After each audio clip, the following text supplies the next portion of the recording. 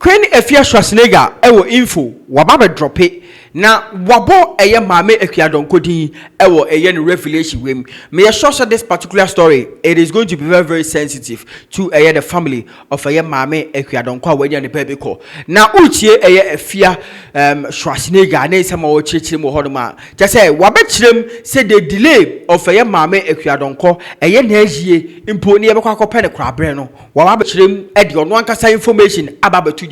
These informations are not from me. Kintie Afia Schwar. Mama Akua Donkor aka friji mu. Woti ase no anwo ansem bebre nesi. Wo ba owo no ade bo chem na wo na enkoma je 3 billion na dia mama mi we aka friji mu. Enti ma bi we woni ajapade. Omo ntimi nto offense no abusuafo ne sa pese obu fa ne japade edi su no mugu nanim ase trase wo ye nipa na dwene ena me na me ka cho wo ni be hwe wo nua ba no ko orphanage na ko adopte akola na fa wudi tu na so na re no Akua Donkor abusuafo edi over $25,000 according to them obu de edi na wotweda omo dia penti akrase dan na me pa cho Akua Donkor na wotweda na esi ye no edi pa na na wo mu 3 billion wo mechirem edi pa na na wo ha na 3 billion ko adopte ba a wo hu na chi na fa ne wo ba na fa wo japa de hye ne nsa na wo funu anka fridge no me ka chi me ka nyansa sama chere wo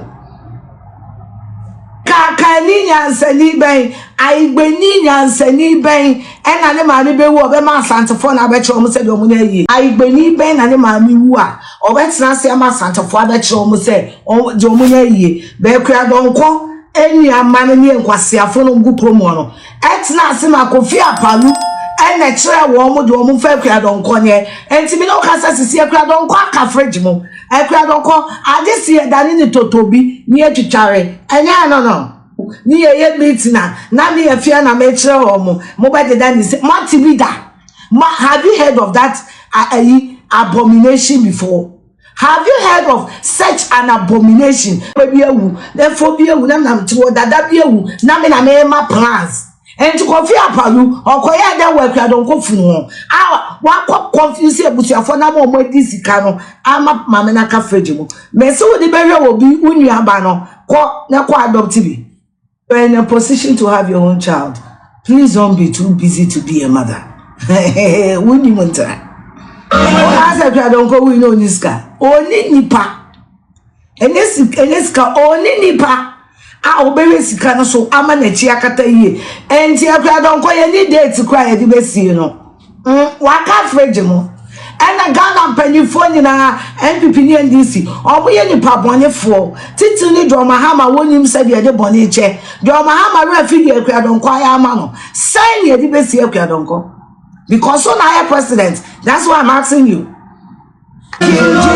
Dowona hama no so wanya nanado etisika ya akwaje wo Nigeria wuntimi ni bi ni enfensi Akua Donkor na wo ye bonsamsa boy e wudi William no ma people o ma ya no devil Akufo-Addo koso mo ya da no devil Akufo-Addo da wuntimi ni kakra no enkosie no se wutwema no me da na ekon na devil Akufo-Addo da wuni kakra enkosie Akua Donkor muni sika enkosie Akua Donkor mama me na ka fridge mo sana muni amba ka fridge mo we Yesu din memfa wo basika na ma memfa wo basika na ma abra mo mpebere memfa mi wo basika na ma munko ye Akua Donkor funu no na munko sie munya nipa bone sem no.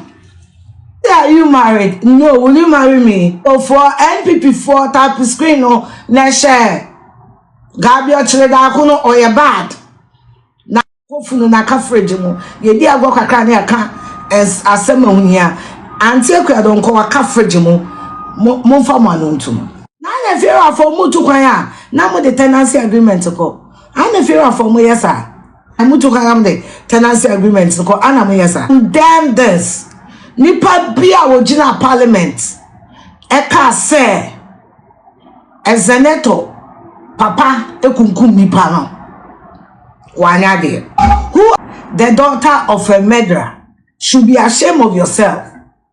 It was so uncalled for. But me send this if one say, were they not in the same parliament insulting JB Dankwa?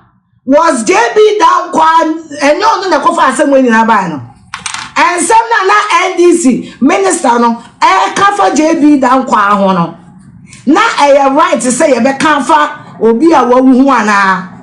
Na me say bisa say wo ba wi ase no wonte say JJ Kunipa. I mean Papa J is my godfather. But wonte say JJ wa Kunipa. Na ba jo nipa wo Kunipa. Mo answer wo mufio. The goose is good for the gander. Yentimi njaji asem no embusa se na no ene. Okay, now listen. That the NDC was in the parliament chastising and calling JB Dankwa a dead man name, so no. Emma, sa action where I'm a condemn say is so wrong, you know. I feel like it is state for that.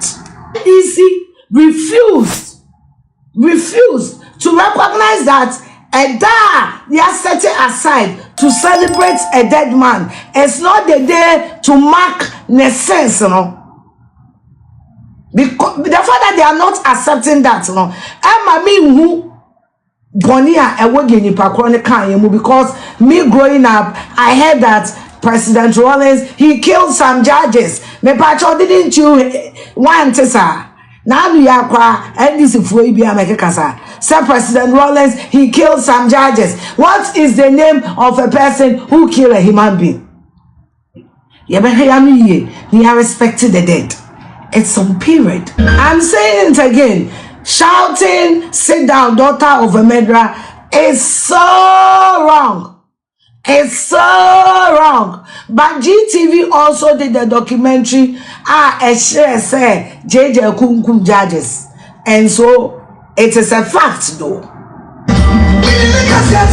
Some parliament or Montana Mumbumo, you will say le pe le jo, le pe la tatou, le jouer le cre, mon finance and yas Mubatua mani monsa, Mubatua mani monsa. Me, I don't see anything wrong with the reaction because every action deems a reaction. Etiano ene nsema utie Afia Schwar o chirechire mu ho o se maame Akua Donkor chese waka frigim a chese yentimi enkonkosie no wa chirechirem abobọ se maame Akua Donkor oni biological ebabi enti no ena sa ne we na esi a chirechirem sikadie bi a akokoso ebusua eno ena Afia Schwar a chirechire ni na mu e wo ho nom no Dowona TV chira wadwen e comment section